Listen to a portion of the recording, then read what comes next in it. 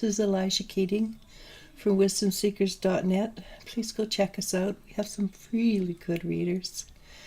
On Earth, this is for Taurus, Virgo, and Capricorn for the March 31st to April 6th, 2019. And let's see what we come up with. Well, I pulled a card already, and the first card I pulled, it's a rather beautiful card. It's Embrace Spirit.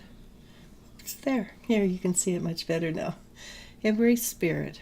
And the ego is one that flies high and is related to spiritual growth. But it's also a card of being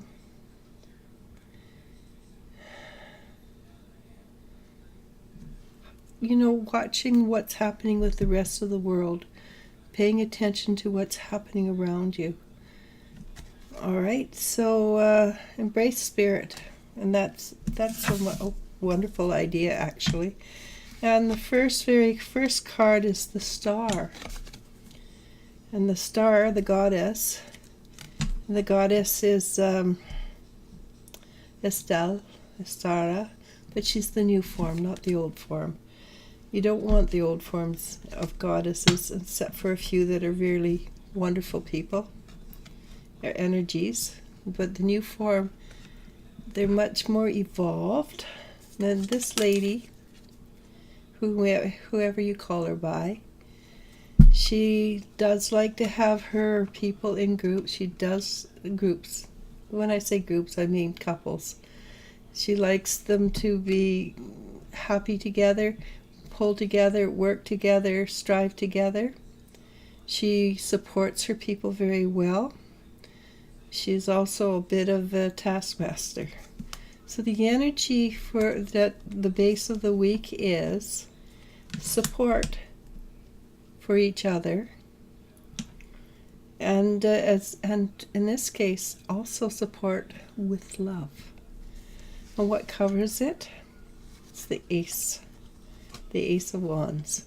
There's a lot of which means there's a lot of energy coming down this week. And that's why you need to love and support each other, because the Ace of Wands suggests that the energy is going to come down fresh, going to burn away a lot of that which is no longer necessary. And when you lose something this next week, remember you probably don't need it anymore. And what will come back will be in its place miracles. And I do believe that we're moving into a time of miracles. Very much so, actually. And a miracle, well, there's a few beliefs behind it.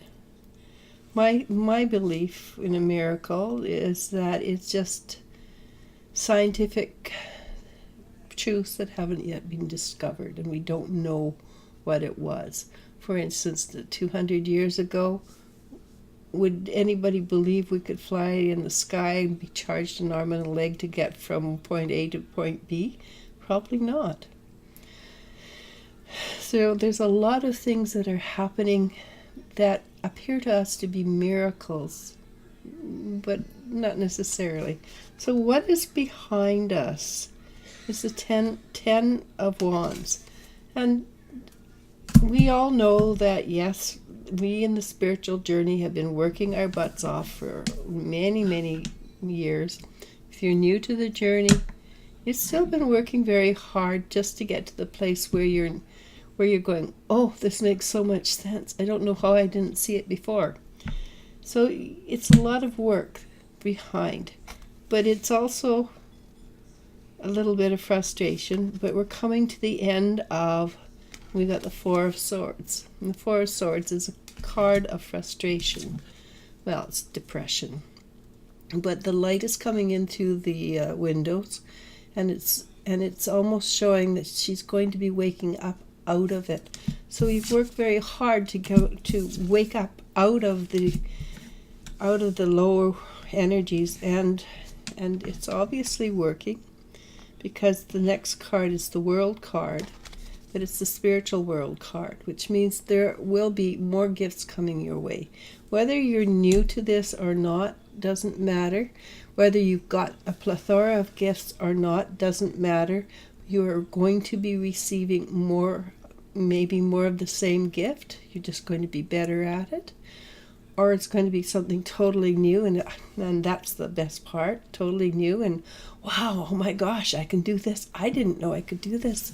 And that part of life, enjoy it, savor it, because you get a little blasé after a while. Oh, guess what? I can talk to you in the energies. Can you hear me? No, I can't hear you yet, but tomorrow I'll be able to. Oh, cool. You know, as you get better and better, we do become a little blasé. If we could keep the energy of the newbies, that would be awesome. It's coming. It's right in front of us. It's like tomorrow.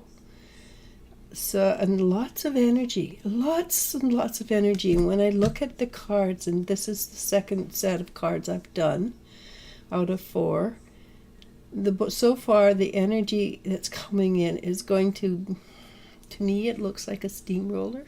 It's going to steamroll right over you. But what will it do for you? Six of Swords. And this is one of the few cards in Swords that's really positive. This is a card that says that your angels are helping you and guiding you to a place where you want to be. And we do. We want all the psychic abilities. We want all the spiritual, intuitive knowledges. And why do we want it? Well, this is why. And it's not a very clear explanation, but you can be psychic and not spiritual, but you cannot be spiritual and not psychic, because that is our natural way of being. We are, without a doubt, meant to be highly psychic, highly empathic, highly aware of everything that is around us. Right now we're individual, we're separate. It's like these 2 stones.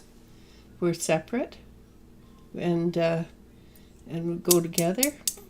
But one of these days, we're going to be one stone, and because we are already just one entity, one being. So, of course, we're heading towards our natural way of being. And these people that say that, oh, psychics are crazy, psychics are this, psychics are that, they're just wannabes. We know better. We know that we are heading to our natural state. And the next card, what it's going to bring us to, is the 5 of Swords. We've fought the good fight. We've put in the energy. We've put in the time. And we've gathered the tools. We've learned to ride the heavy waves. We've learned to use the tools. And we're almost there on dry land. And what does that bring us to? The 3 of Wands. And the 3 of Wands is being responsible for yourself, not letting other people be responsible for you. Okay, are you married and staying at home with your kids? You are still responsible for yourself. You are still providing a valuable gift to the world. Extremely valuable, actually. Though society will say that a housewife is just a housewife. That is not true. There's nothing just about anybody in this world. So everybody in this world is learning to be responsible for themselves. And that could not necessarily be a physical responsibility. It could be an emotional responsibility. And when you're responsible emotionally for yourself, there's not much more. It's a stepping stone, of course, but it's a huge stepping stone. So we go out, embrace spirit, and it seems that this is what this week is all about, is embracing spirit and allowing things to come in and shift and change you, and letting go of old energy, which is not always fun, but it is necessary, because we cannot move forward with our baggage. And when I say baggage, I mean the baggage full of popcorn and chips that Just junk food. We don't need that. We need clarity of mind, or clarity of emotions, clarity of love. And love is all powerful. And clarity of our fears. Well, we want to get rid of our fears. We want to be as clear as possible. And what will that bring us to? Well, this is where the fun part begins. We were born to create. So we're heading to become massive creators. And it's not that far off. There's a lot of people who are doing amazing things. I talk to a few of them quite regularly, and I am proud to call them my friends.